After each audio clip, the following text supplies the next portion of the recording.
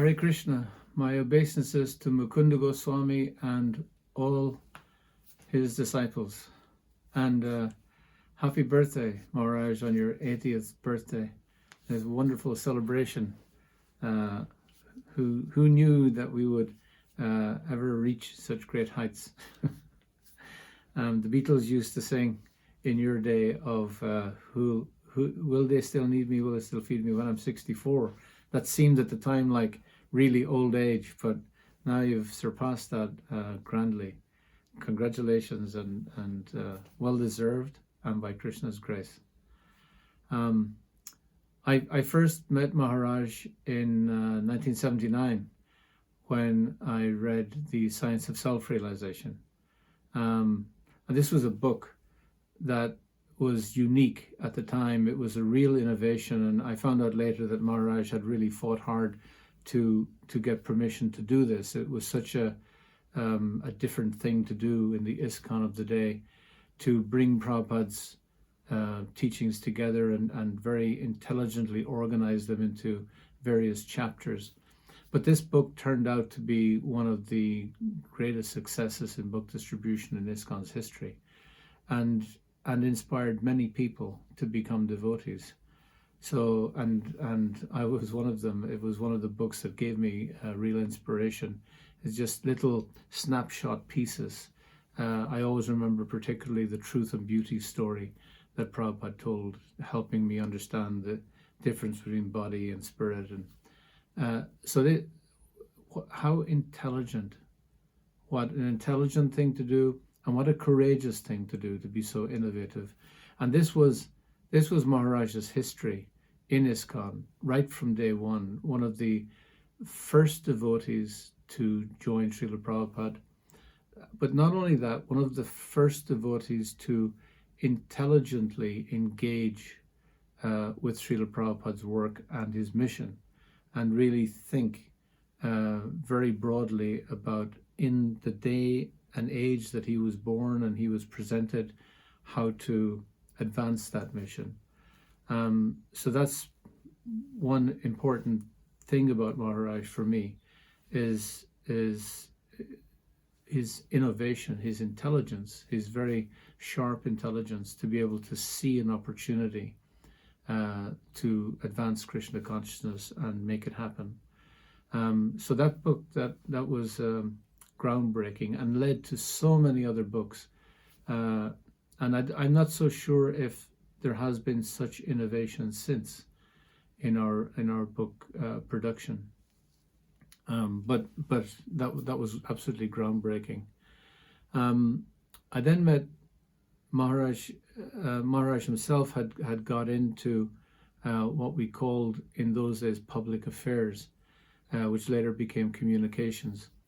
But he saw the dire need for ISKCON to engage with various publics, with government, with the media, with other religions, with scholars, with the Hindu communities, to develop relationships that would help sustain our society, help engage our society in social contexts, but also maybe overarchingly to help with a term that he came up with that I found very striking, to help create a Sankirtan-friendly world. It's not that everyone had to join up, but people should be accommodating towards the Sankirtan movement. So I worked with Maharaj for many years in the communications field. That's when we became close personally. I first met him in 1987 in Ireland. Maharaj came to Ireland because I had been doing communications in Ireland, and with some measured success, and Maharaj noted it, and I was just very struck by the fact that he would make his way all the way to the backwater of ISKCON Ireland at that time, and check out who is this guy. He was just so creative that when he saw creative energy anywhere, he veered towards it and encouraged it, and greatly encouraged me as a young devotee at the time. I remember him distinctly Satsvarup Maharaj once said that the Irish Yatra was like something like an Irish pub. So in the evenings, particularly after a Sunday feast in the Brahmachari ashram, all you'd hear is ah, ha, ha, ha, ha, ha, and all this raucous laughing and wrestling, and we did all kinds of, it was crazy. But I remember Maharaj came, as a group of us sitting around, and we were just telling jokes. And in ISKCON at the time, no one just sat around and told jokes. This is a very Irish thing. And Maharaj came around and insinuated himself among us, and we were all we all became a bit stiff. It's a Swami, you know. And he just totally relaxed us and said, no, I want to hear their jokes. And he laughed heartily. It was such a relief to find someone who was just one of the guys. He was so humble and unassuming. One of the very first devotees in ISKCON, a Swami, who had already at that stage such a revered history, such a wonderful icon of Krishna consciousness. And he just sat down with a bunch of young brahmacharis and laughed his head off. And every time we went to offer him obeisances, he'd be the first one down on the ground. So he'd come into a room and you'd go to offer a bit. He was down. I always wondered where Swamis get their exercise from. And yeah, with Maharaj, he was just up and down like a yo-yo because of that humility. He didn't assume that he should take respect from people or he was deserving of respect. He demonstrably gave respect to everyone. When I became head of communications in ISKCON Ireland and head of communications in or public affairs, as it still was then, in ISKCON England, and Maharaj and I worked more closely. And then I I didn't withdraw from service. I was kicked out of all my services. And Maharaj contacted me and asked me to set up a communications thing. So we were going from Ireland to England and then onto the continent, communications thing in Europe. And I told him, oh, Maharaj, I'm washed up. No one wants to work with me. I've just been giving up all my services and everything. And he said, no, I just do this one thing. And so I just did this one thing, and we did a 3-day. So rather than a meeting, I said to Maharaj, look, let's make it an educational thing so that people actually go away and get something out of it. We've all been to so many meetings and nothing ever happens. So let's do a seminar, a 3-day event, and we'll do education and you'll contribute. We'll get Ranchor to contribute, etc. And let's do it really well. And I just thought that was my swan song. That was my contribution. And he said, fine. So we did the 3-day thing. It was wildly enthusiastic, very well received. Devotees came from Germany and Switzerland and France and literally all over, but from countries who didn't engage with each other at all. There was kind of an iron curtain down. So Maharaj was intrigued by this. At the end, he declared, so Saunaka-rsi will now be the chairman of the European Continental Committee, Communications Committee. I was like, what? And he just made this up at the last day, and everyone went, "Hey!" And I was just left standing there with my mouth open. So I went to them later that evening, and I said, Maharaj, you've given me this position. What am I going to do? How am I going to? I'm a householder. You know, I have to go out and get a job and all that. And he said, no, you depend on Krishna. I depend on Krishna. And I said, well, where am I going to get my money? And he put his hand in a little bag and he took out £100 note that you could still get in those days. And he passed it on to me. He had just got it, I think maybe even that day. And he just passed it on to me. He said, here's a start. That was it. He just launched me into a whole career in communications. And of course, we developed the communications seminars in Radhadesh. We started the ISKCON Communications Journal. We did many innovative things. We challenged many different issues.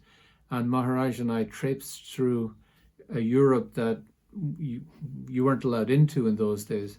It was very exciting, very adventurous, and we were always waiting for it to end. And I remember at one stage, Maharaj, one Swami in Europe, he wrote a 10-page investigative thing about me to end my career. I was always in the position of having my career ended, it seems. And Maharaj spent 3 days, Anutama told me he spent 3 days drafting a reply, a 20-page reply. And he sent off that reply to the European GBCs, and that ended the discussion. So this Swami was out to get me because he didn't like the innovative, creative nature of our preaching programs and getting into women's issues and opening up issues that no one wanted to talk about. And our point was, no, you have to talk about these things. We have to discuss them openly because we're a preaching movement and people are going to ask us intelligent questions and we're going to have intelligent answers. And Maharaj was 100% into this. So we were working as a wonderful team, and he had engaged, he had extricated Anutama from Denver to become communications deputy to him in North America. And we became, the three of us became a team and great friends.